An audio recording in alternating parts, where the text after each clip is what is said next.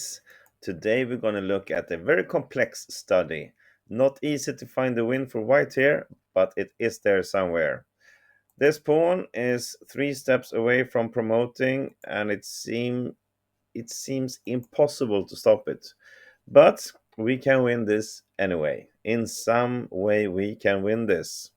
Well, the question is how, of course. You can do your thing now, pause the video, see if you can find out how white wins this on your own. And when you return, we will go over all the variations together. Go ahead. All right, welcome back. Well, of course, the king is too far away from this pawn, so there's no point in moving the king. And also, the bishop doesn't really get us anything to move it. Play something like this, allow a3, and we cannot stop this. We can try to sacrifice a pawn to get the bishop in here, but it's just too slow. We cannot stop it after this, and black will win. So what can we do? If we cannot move the king, we cannot get our bishop to stop the pawn. Well, we got to get active and really do something with our pawns. So what do we start with? A sacrifice, of course. We want to get the king away from c6. b5 check. That's the starting move. Now it's obvious if black moves away, we will simply move our pawn here on a6 and we will get a queen before black, and it's easy win. If black moves to c5, it's many different variations that win. The easiest to see is probably just bishop f6, and we'll come here with a check. So black cannot move his pawn now, and if it doesn't, we still go with the bishop to e7, and we got it in play, and we will stop the pawns. So black really needs to take us up on this offer. All right, so we got the king away from c6. What was the point of that? Well, to get our king more active, we follow up by taking on b7. And now we are threatening this pawn to come to a queen. As well as this pawn is 3 steps away. Okay, so now black has some options. Let's start with the obvious one. Just simply taking our pawn on a5. Eliminate this threat and then continue to work on his own promotion idea down here. Okay, if black takes on a5, how do we continue this as white? Well, of course, now it's time to get the bishop involved. Go to f6.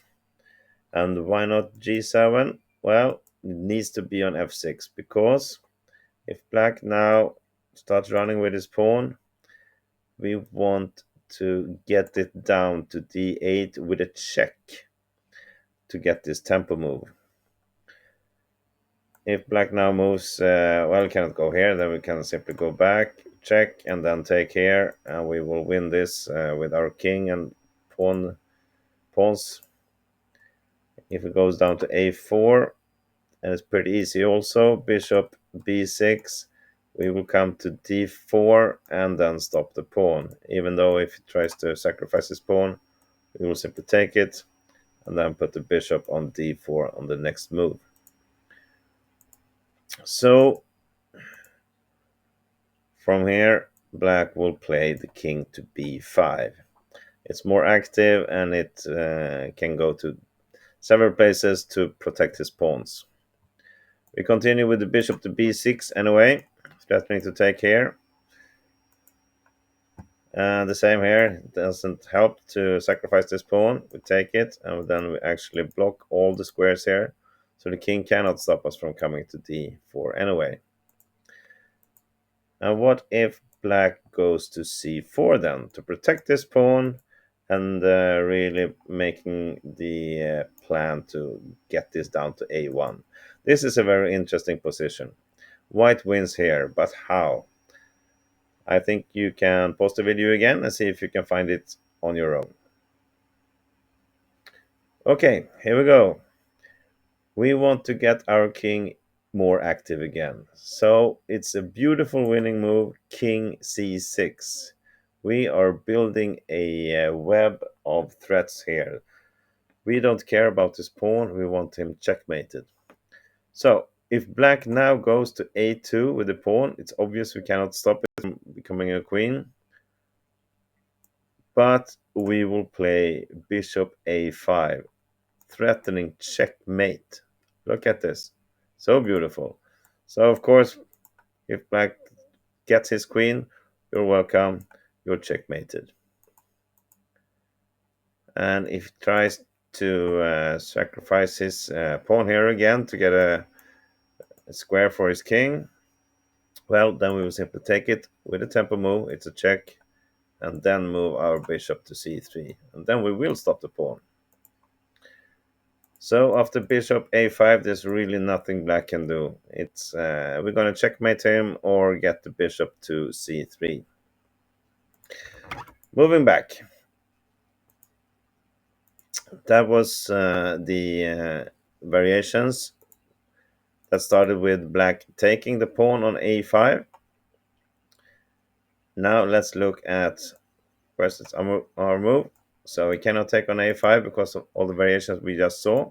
What about if he just started running with his own pawn to a3 and just allow us to promote as well?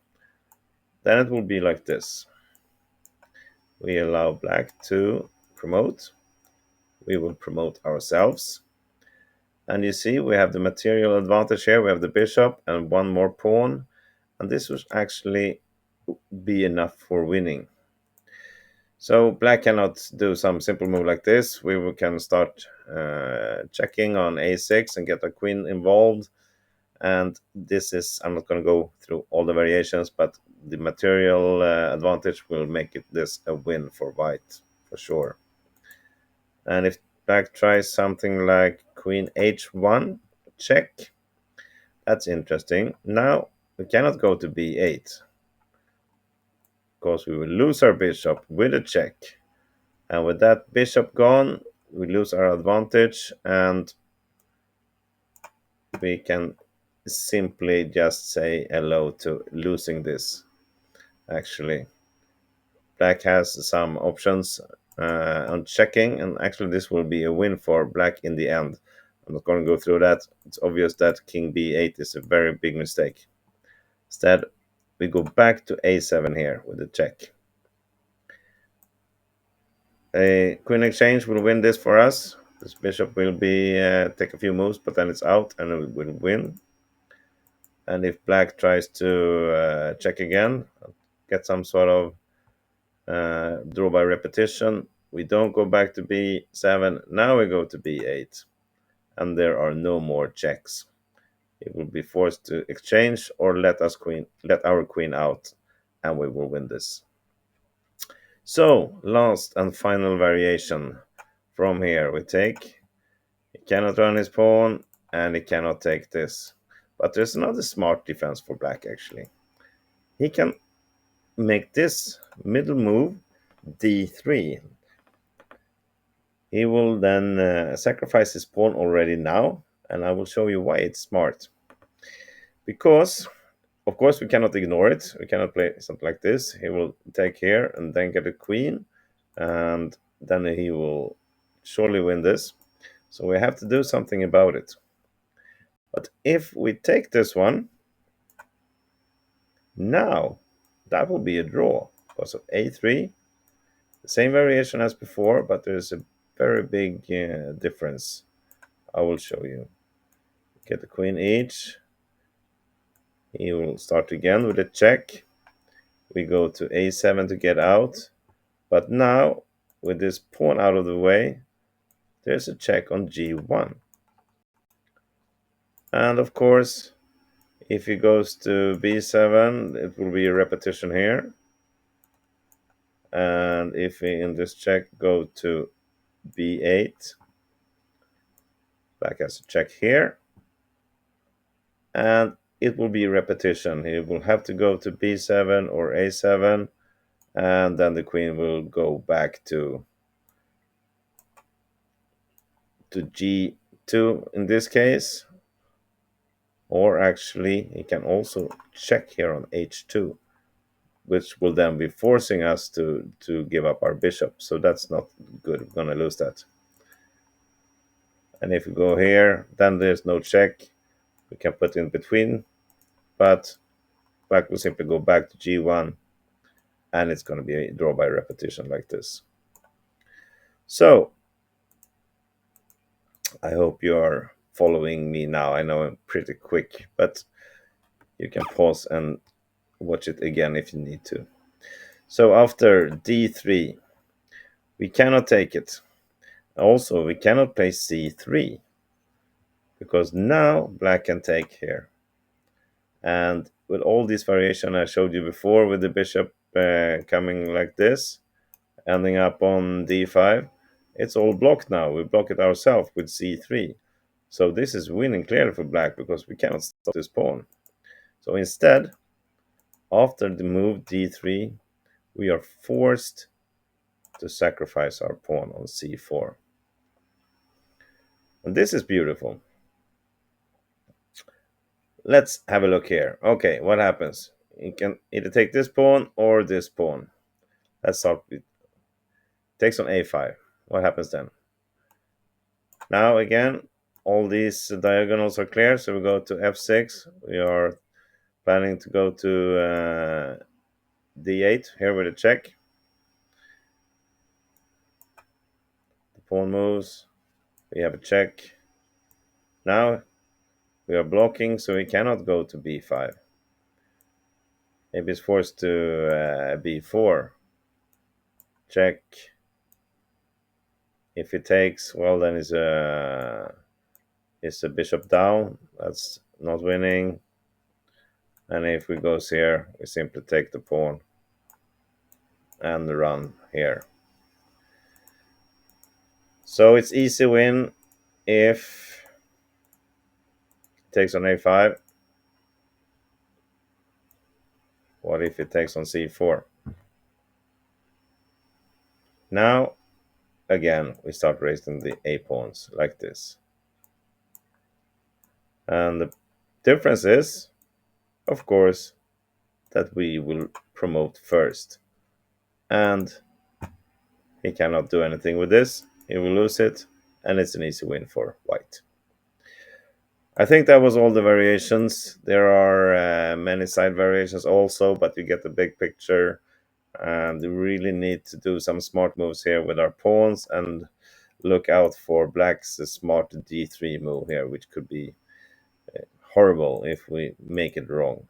But in the end, white wins this with starting on b5, sacrificing the pawn, and then just take it from there.